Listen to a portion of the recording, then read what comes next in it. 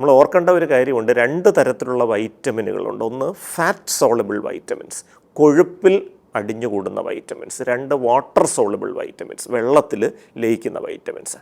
Vitamin B, vitamin C ഇങ്ങനെയുള്ള പലതും വെള്ളത്തിൽ ഡിസോൾവ് ചെയ്യുന്നതാണ്. അത് അളവ് ഇത്തിരി കൂടിയാലും കുഴപ്പമൊന്നുമില്ല, അതിൻ്റെ അമിതമായിട്ടുള്ള അളവ് വെള്ളത്തിലൂടെ ശരീരത്തിൽ നിന്നങ്ങ് പുറത്തു പോകും. പക്ഷേ വൈറ്റമിൻ ഡി എന്ന് പറയുന്നത് ഒരു ഫാറ്റ് സോളബിൾ വൈറ്റമിനാണ്, കൊഴുപ്പിൽ അടിഞ്ഞുകൂടുന്ന വൈറ്റമിനാണ്. അത് അമിതമായ അളവിൽ ചെന്നാൽ അത് ഈ കൊഴുപ്പിൽ അടിഞ്ഞുകൂടി ശരീരത്തിൻ്റെ പല ഭാഗങ്ങളിൽ ഡെപ്പോസിറ്റ് ചെയ്ത് കിഡ്നി സ്റ്റോൺ പോലെയുള്ള വിഷയങ്ങൾ ഉണ്ടാക്കാൻ സാധ്യതയുണ്ട്. അതുകൊണ്ടാണ് പൊതുവേ ഈ വൈറ്റമിൻ ഡിയുടെ കുറവുണ്ടെന്ന് തോന്നിയാൽ രക്തപരിശോധന നടത്തിയതിന് ശേഷം മാത്രം സപ്ലിമെൻറ്റുകൾ കൊടുക്കുന്നതാണ് നല്ലത്.